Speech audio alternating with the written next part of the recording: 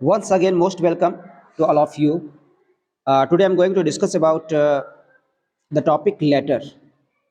ठीक है ना। इसके पहले मैंने दो टॉपिक को हम डिस्कस कर चुके हैं, जो एप्लीकेशन और स्पीच थे। आज हम लेटर के बारे में बात कर रहे हैं। तो लेटर में देखिए क्वेश्चन कैसे आता है। Write a letter to your sister. आप अपने बहन को एक पत्र लिखिए।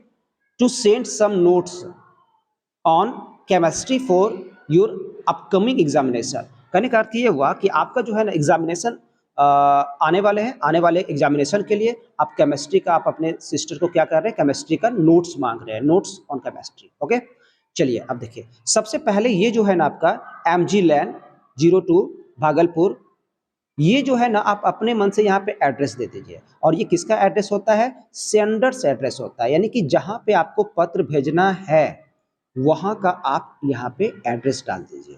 ठीक है ना। पहला तो यही है कि यहाँ पे एड्रेस डालिए। उसके बाद देखिए, उसके बाद चूंकि हम सिस्टर को लिख रहे हैं तो यहाँ पे लिखा गया है माई डियर सिस्टर। ठीक है ना, मेरे प्यारी बहन। Here I am well and hope that all of you will be fine by mercy of God। कहता है क्या, यहाँ मैं बिल्कुल ठीक हूँ। ठीक है ना। और आशा करता हूँ कि आप सभी लोग भी बाय मर्सी ऑफ गॉड, भगवान की दया से, अल्लाह की कृपा से, दुआ से आप लोग भी क्या होंगे, बहुत अच्छे ही होंगे। ठीक है ना। उसके बाद देखिए इसमें लिखा हुआ है दीदी। ठीक है ना। I am working hard as my examination is at hand. ये कहता है कि मैं काफ़ी कठिन परिश्रम कर रहा हूँ क्योंकि मेरा एग्जाम काफ़ी नज़दीक है। I have prepared all the subjects well. मैंने सारे विषयों की तैयारी बहुत अच्छे ढंग से कर ली है। बट लेकिन इन केमिस्ट्री में आई नीड योर हेल्प। मुझे आपकी ज़रूरत है, मुझे जो है ना आपकी मदद की ज़रूरत है। ठीक है। उसके बाद देखिए your notes are very effective and easy to understand. क्योंकि आपका जो नोट्स है ना केमिस्ट्री का, वो काफ़ी इफेक्टिव होता है और समझने में भी आसान होता है। इसीलिए I therefore request you, आपसे अनुरोध करता हूँ, to send me chemistry notes. आप मुझे केमिस्ट्री नोट्स को भेज दीजिए, सो दैट, जिससे कि I could get good marks in the examination, ताकि मैं एग्जाम में अच्छा नंबर ला सकूं, गेट कर सकूं, प्राप्त कर सकूं। ठीक है ना। एक लाइन है आपका यहाँ पे, convey my regards to papa and mummy, यानी कि पापा और मम्मी को मेरा प्रणाम कहना। And love to younger brothers and sister, और छोटे भाई बहन को शुभ प्यार, शुभ स्नेह। उसके बाद योर लविंग ब्रदर, चूंकि वहाँ पे सिस्टर को लिख रहे थे, यहाँ पे ब्रदर।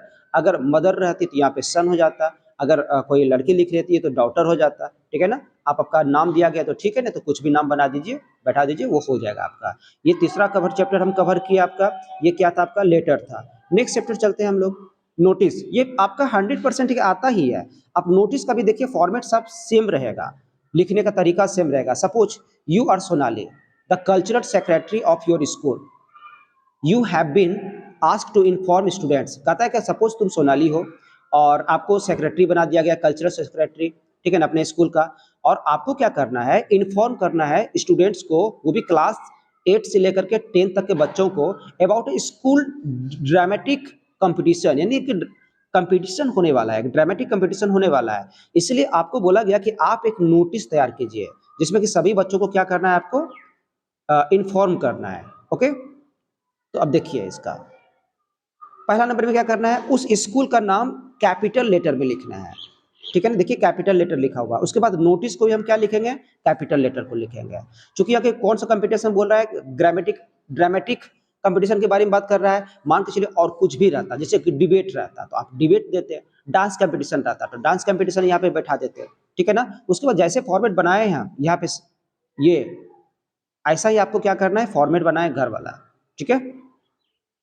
अब देखिए इसका डेट मार देना है जिस दिन करवाना है। तो यहाँ पे पहला लाइन देखिए, all the students are hereby inform that. कहता है सभी छात्रों को सूचित किया जाता है कि dramatic competition will be held in the school hall on 25 August 2024।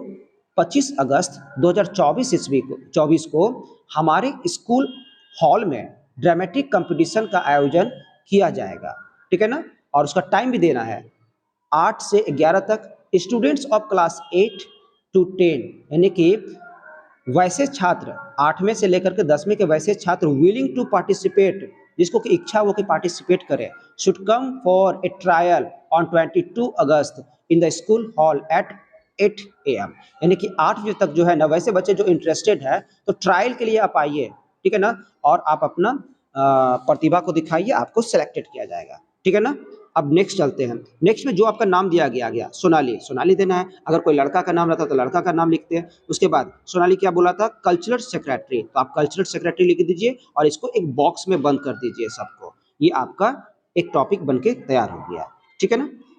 Fourth topic खत्म हो गया और मात्र 2 बचा हुआ है। अब देखिए इसको, अब आता है आपका मैसेज। अब मैसेज में क्या करता है, मैसेज में देखिए, मैसेज में कहता है क्या कि एक आपको मैसेज लिखना है, ठीक है ना। जैसे कि यहाँ पे क्वेश्चन लिखना, सॉरी क्वेश्चन लिखना छूट गया है, तो मैसेज लिखने का तरीका फॉर्मेट बताते हैं। सबसे पहला काम क्या लिखना है, कैपिटल लेटर में मैसेज लिखना है। उसके बाद आपको अपना डेट बैठा देना है, फिर टाइम देना है, जैसे आपके मोबाइल में रहता है कि आप मैसेज लिखिए, आपका टाइम डेट सब मेंशन रहता है। डियर माँ, एज यू नो, चूंकि आप जानते हैं कि I have to submit my project work, ठीक है ना, कि बाय 22 मार्च 2024, कहता है 2024 यानी कि 22 मार्च 2024 को मुझे अपना प्रोजेक्ट सबमिट करना है स्कूल में, ठीक है ना। I am going to Ravi's house, इसलिए मैं अपने दोस्त का घर रवि का घर जा रहा हूँ, ठीक है ना। उसके बाद in order to complete my project work, इसलिए जा रहा हूँ भाई कंप्लीट करने के लिए, प्रोजेक्ट वर्क को कंप्लीट करने के लिए। आई मे कम लेट, हो सकता है कि मुझे आने में लेट हो जाए, एट नाइट, रात में। सो आई एम राइटिंग इट, इसलिए मैं आपको एक मैसेज लिख रहा हूँ फॉर यू, आपके लिए, कि not to get worry for me, कि आप मेरे बारे में चिंता बिल्कुल ना करें, ठीक है ना। योर लविंग सन अर्नब, और आप अपना योर लविंग सन, सन है तो सन, अगर लड़की लिखेगी तो डॉटर, उसके बाद अपना नाम बैठा दीजिए, हो जाएगा आपका। ये भी वर्ड लिमिटेशन में देखिएगा 40 से 50 वर्ड में लिखा गया है, ठीक है ना, आप इसके अंदर ही लिखिएगा, ठीक है ना। अब सिचुएशन जो भी रहे, यहाँ पे क्वेश्चन बोला कि अगर आप अपनी माँ को एक मैसेज लिखिए जहाँ अपने दोस्त के यहाँ जा रहे हैं और वहाँ पे आपको लेट हो जाने में, तो मैसेज आपको लिखना है, ठीक है ना। ये फॉर्मेट इसी तरह का रहता है, आप उसको भी बॉक्स बना के घेर दीजिएगा, ये आपका हो जाएगा। नेक्स्ट है आपका 6 लास्ट क्वेश्चन है ये आपका, ओके। 6 में क्या कहता है कि आपको एक रिपोर्ट लिखना है, ठीक है ना, रिपोर्ट राइटिंग लिखा है। रिपोर्ट क्या करता है, सपोज तुम विजिट कर रहे हो नालंदा, नालंदा हिस्टोरिकल पैलेस है, इसके बारे में आपको लिखना है, रिपोर्ट देना है, ठीक है ना। तो रिपोर्ट लिखने के पहले क्या करेंगे, हम यहाँ पे लिख देना है हेडिंग में विजिट टू नालंदा। मान के चलिए आपको विक्रमशिला जाना पड़ता है, यहाँ पे विक्रमशिला, यहाँ पे बोध गया, आपको कुछ भी दे सकता है यहाँ विजिटिंग में, जो विजिटिंग में दे वहां पे आप क्या कीजिएगा, इसका टॉपिक दीजिएगा। उसके बाद लिखने का तरीका देखिए, डेट जिस दिन आप जा रहे हैं, last month historical society of our school arranged, कहने का अर्थ हुआ गत महीने जो है ना, हमारे स्कूल के जो हिस्टोरिकल सोसाइटी है उन्होंने अरेंज किया, क्या अरेंज किया भाई, एक टूर का, यानी कि एक टूर का, जो हम लोग टूर पे जाते हैं घूमने फिरने के लिए, वो टूर का क्या बताया गया क्वेश्चन में, नालंदा ए हिस्टोरिकल प्लेस, वहां पे जाने का अरेंज किया हुआ है। आई ज्वाइन दिस टूर, मैंने भी क्या किया, उस टूर में ज्वाइन किया था। Nalanda was one of the ancient Indian residential university with the area of 14 hectares. अब कहने का अर्थ क्या हुआ, आप विजिट कर रहे हैं नालंदा, तो नालंदा के बारे में, उसी के बारे में लिखना है आपको, ठीक है ना। तो उसके बारे में बताया कि नालंदा जो है ना, पुराने ज़माने में, प्राचीन ज़माने में इंडिया का एक रेसिडेंशियल रहा, मतलब आवासीय केंद्र रहा करता था। यहाँ पे बहुत सारे लोग पढ़ने के लिए विदेशों से लोग आते थे। 14 हेक्टेयर्स में लगभग उसका एरिया था, और it was Buddhist monastery as well as a point of enlightenment and emerge during the 5th century. अब कहने का अर्थ हुआ कि पहले जमाने में जो है ना, बुद्धिज्म का, यानी कि बौद्ध धर्म का काफ़ी प्रचार प्रसार हो रहा था इस नालंदा में, ठीक है ना। और क्या, यहाँ से बहुत सारे चीज उभर कर आए, ठीक है ना। और ये कब हो रहा था, 5वीं शताब्दी में, इन नालंदा, नालंदा में जो है ना, उस समय that time education was free, उस समय फ्री का एजुकेशन दिया जाता था छात्रों को। उसके बाद scholars from all over the world, ऐसा नहीं कि तो केवल इंडिया के ही लोग पढ़ते थे, स्कॉलर बड़े बड़े विद्वान विश्व के, यानी कि पूरा देश से केम टू लर्न हेयर, यहाँ पे पढ़ने के लिए सीखने के लिए कुछ आते थे।